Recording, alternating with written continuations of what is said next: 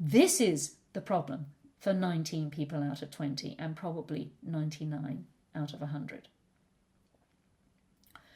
Okay, so my last little slide said, if you think you should face your pelvis and your shoulders in the direction of the turn, look at the next slide. Okay, so this little exercise came about in the 1980s in one of the dismounted workshops that I used to teach at that time. And one of the people on the workshop said to me, will you sit on my back?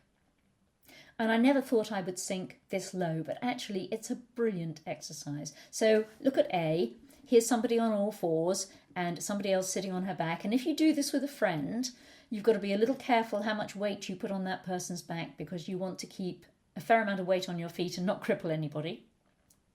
So if I'm the horse and somebody sits on my back and they're a naive rider I don't know, and I say to the rider, turn me right, I'll put any money that what the rider will do is rotate her body to the right. And when you're the horse, what happens is you twizzle about your axis. Your backside goes out and your shoulders go in. And it will happen every time. The rider, given the command, face me right, I'm your horse, face me right, will turn her body to the right. Whatever she's been told about turning, whatever she thinks should happen, that's what she'll do.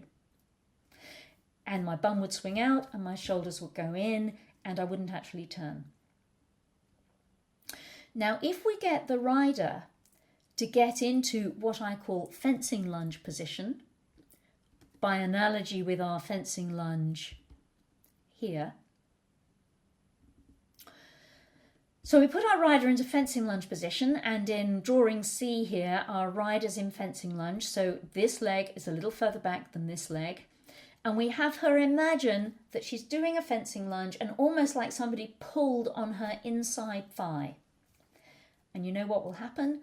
The horse underneath her will move this hand in that direction, or at the very least will rock her body in that direction and can easily be made to move a hand in that direction. So if we wanted to just twizzle the horse's body about his axis, which we'll come back to talking about when we get to talk about lateral movements, this might be a good strategy. But if we want to turn him rather than twizzle him, we need a different strategy. And this exercise of sitting on somebody's back illustrates it beautifully, and I really, really recommend it to you.